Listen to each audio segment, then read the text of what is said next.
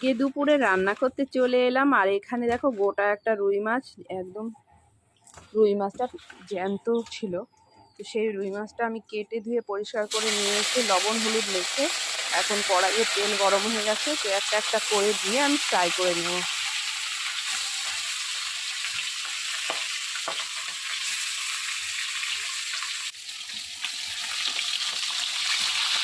তো মাছগুলো এখন দেখো এক পিঠ হয়ে গেছে, আর এক পিঠ আমি লাল লাল করে ভেজে নিচ্ছি। এই দেখো, তো একটা একটা করে তুলে নিচ্ছি, লাল লাল করে ভেজে নিয়েছি। আর জ্যান্ত মাছের ঝোল খেতে মজাই আলাদা। তো যাই হোক, মাছগুলো তুলে এখন আমি মশলা দিয়ে কষিয়ে নিচ্ছি আলু দিয়ে, কারণ আলু দিয়ে আজকে জ্যান্ত রুই মাছের ঝোল করব।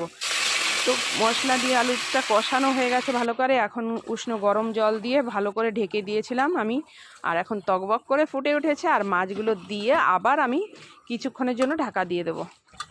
তো দেখো, কিছুক্ষণ পর দেখো আমার মাছের ঝোলটা প্রায় হয়ে এসছে, আর এদিকে আমার রান্না হয়ে গেছে। আমি এদিকে নামিয়ে নিয়েছি, এদিকে ডাল আর এদিকে মাছের ঝোল।